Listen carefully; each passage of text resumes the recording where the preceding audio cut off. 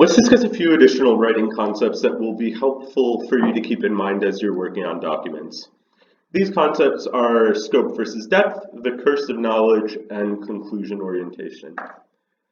When it comes to scope versus depth, the main thing to remember is that you can't tell them everything.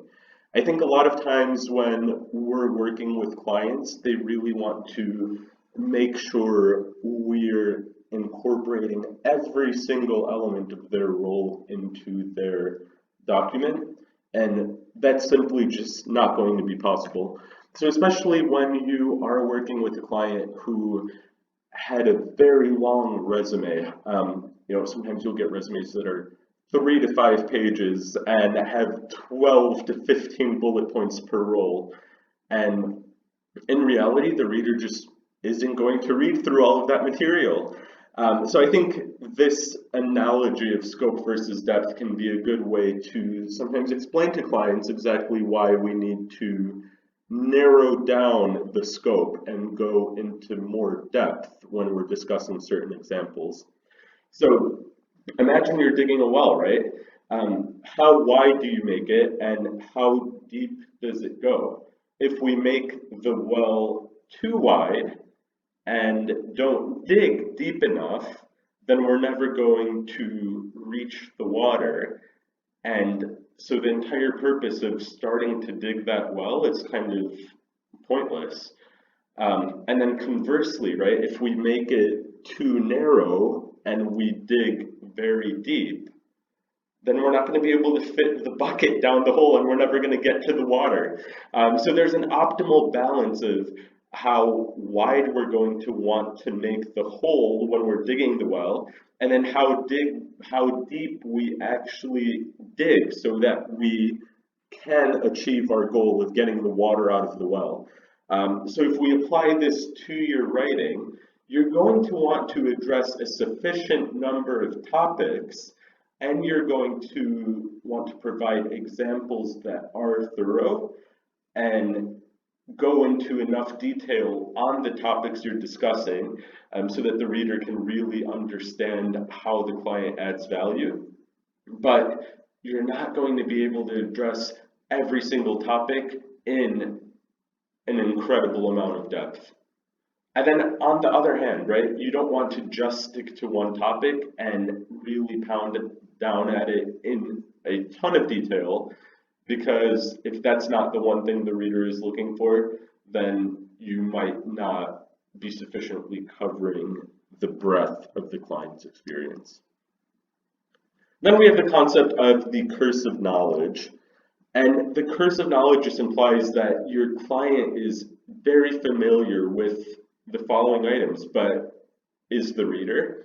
So things such as company terminology and initiatives, industry-specific terminology, as well as the scope of their role and the day-to-day responsibilities of their role. If a client is applying for roles externally, then perhaps any internal project names that are used or any ways that certain elements are referred to internally may not be appropriate to include on the resume itself. So maybe you paraphrase this into a way that an external reader would really understand. And then the same thing goes for industry terminology.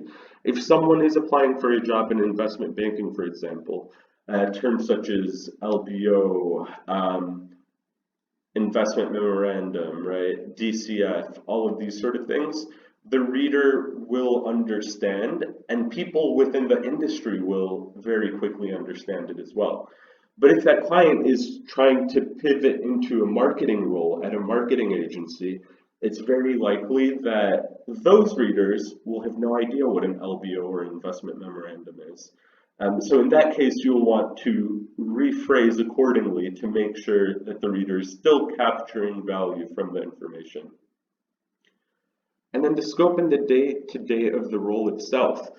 Don't assume that your reader understands exactly what a client was doing on a day-to-day basis. Make sure that is described in a sufficient amount of detail.